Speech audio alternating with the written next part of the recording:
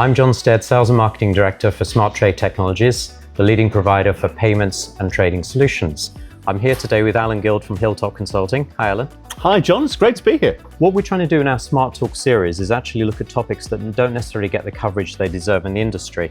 And when we were chatting before, you said you have a really interesting theory on regional banks, something that's happened before and you think might happen again. Can you tell me more? Yeah, sure. So if we look sort of from, let's say, the period from about 1990 through to the mid-noughties, at the start of that period, Deutsche Bank was not one of the top tier players in the FX market. But they realized that the market was automating quicker than most of the other banks, and grew in FX to a point where between 2005 and 2010, they won the Euromoney sort of survey as the biggest FX bank for 6 years in a row. And if you look over the last 15 years, Deutsche has remained one of those major FX providers. And if you look at the market now, I kind of feel that maybe we're onto that kind of second generation of automation. Okay. And I think there's some really interesting opportunities for the kind of super regional banks in terms of the next stage of automation in the FX market. The FX market, therefore, has always lent itself towards automation. Okay. Because if you can automate, and by that I mean get computers to do things that people were doing before, and that can be anything sort of from trade execution through to confirmation, settlement instructions, and so on, then you're reducing the cost for you as a service provider. You're also allowing yourself to scale. And therefore you'll be able to effectively provide liquidity to your customers at a tighter spread. And if you look at how the FX market is concentrated, particularly on the sort of sell-side bank side, around a relatively small number of big players, it's been those big players who've been able to do that successfully. We see a move definitely to say that, we can compete with those larger banks now. These regional banks are saying, okay, maybe I don't compete in every currency and every product, but there are some core currencies where I can have a more competitive, more compelling rate or service than other banks. So do you think a small bank could build on this? How would they build on their core set of competencies to do something larger? I really do. And I think you pick out a key point there, John, in terms of those sort of regional and super regional banks will often have specialist capability, specialist understanding of markets, say in particular currencies. And the cost and the hurdles to having a kind of top tier liquidity provision offering are not what they were 10, 15 years ago, because a lot of that technology landscape has become more commoditized. There are vendors who can help banks sort of get over that hurdle. And for some of those banks, there's an opportunity to do, to use one of my favorite analogies, to do more of building the plane on the ground. And building something new. Whereas if you're a big sort of absolute top tier sell-side bank and you want to redo your technology infrastructure, it's like refurbishing a plane in the air, right? But in terms of the next generation, I think there is an opportunity for a little bit more of a kind of fintech style upstart sort of new aircraft, to extend my analogy. To take your plane analogy, I think you can't replace the whole plane at once, but you replace it piece by piece. Because clearly, as you said, not to put the analogy too far, you need to keep flying. Yes. The bank needs to keep trading, so they have to replace those key pay points first. So finding a modular solution, very interesting.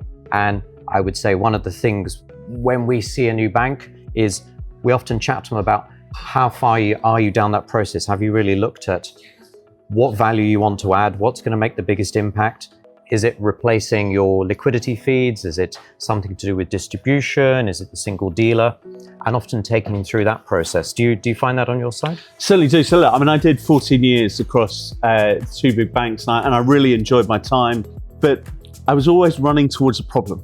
Because from a personal point of view, what I get up in the morning to do, what I want to do, professionally is help solve problems. And the opportunity came to start Hilltop Walk Consulting just over 4 years ago now, and it really is about taking that sort of multifaceted experience in terms of trading, clients, sales, operations, compliance, technology, and as you say, looking at with each of our clients what their opportunity is in FX, be that on the sell side, be it that working with exchanges, vendors, platforms. We obviously do a lot of work with regional banks, as you alluded to. What is the opportunity for them? And the opportunity is always different, but it has to be a partnership, right? And it has to be a partnership on both sides. So we've got to partner with the banks, and the banks have got to partner with us. And I'm sure you see the same thing in terms of when you're working with your clients, in terms of the importance of partnership on both sides there.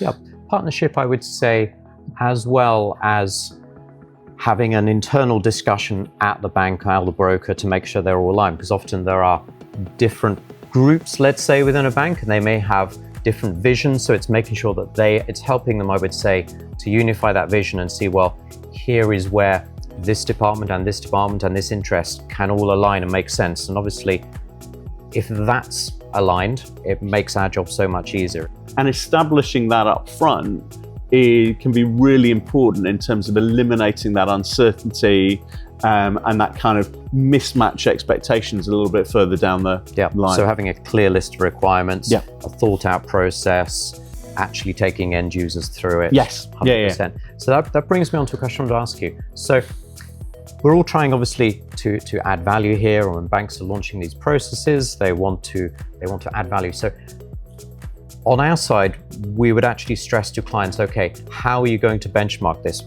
Without being too cliched, what does success look like? So you're going to go through this process with us. We're going to implement the smartTrade solutions. How will we as a vendor know that this has been successful and we've done our job for you? Do you have any advice or thoughts on that side? Yeah, so I think there are a couple of things. I think sometimes you can see a really sort of strong focus on a document-driven RFP process. Yeah. So you have this sort of big documents exchanged.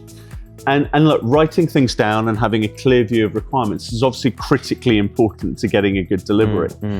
But too often, Sally, we find that exchange of documents comes at the expense of partnership. So what we encourage our clients to do is to focus on a sort of a broad but not overly onerous or deep on the vendor side RFI process, and that's where you gather the documentation, and then you think about the vendors that you potentially want to partner with.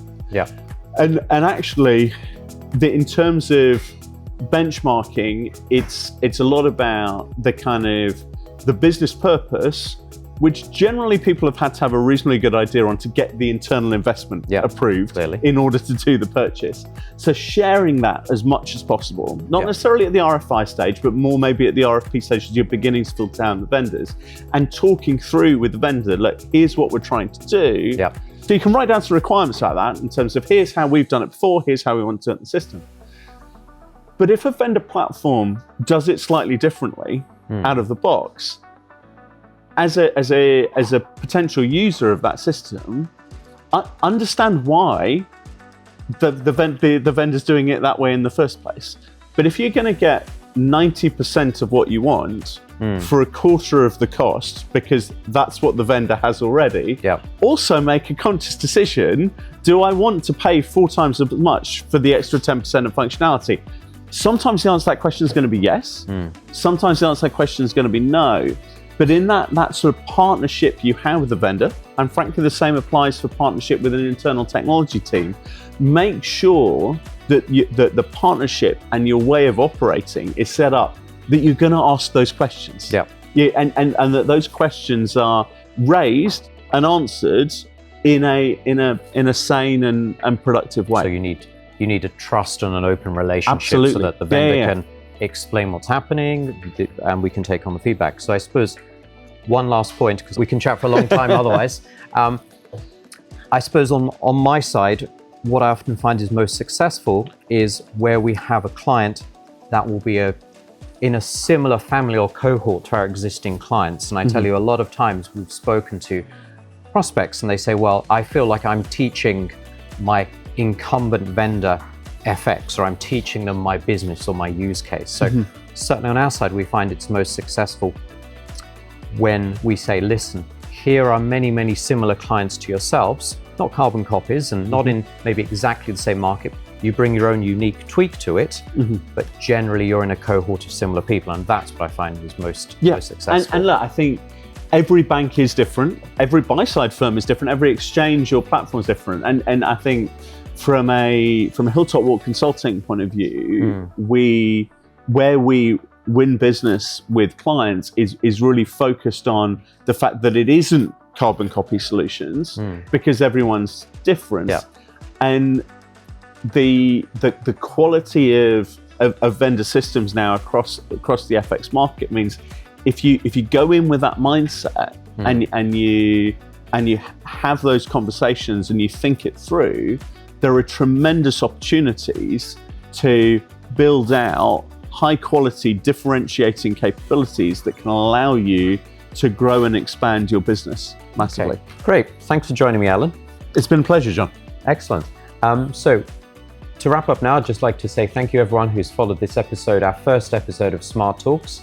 If you go to our website, smart-trade.net, you can find this and other articles, videos, and lots of great content on how we're helping the capital markets industry. I'd also like to thank City Social for letting us use the venue. And I think, Allan, it's probably time we get a drink. Yeah, sounds good, John. Let's go.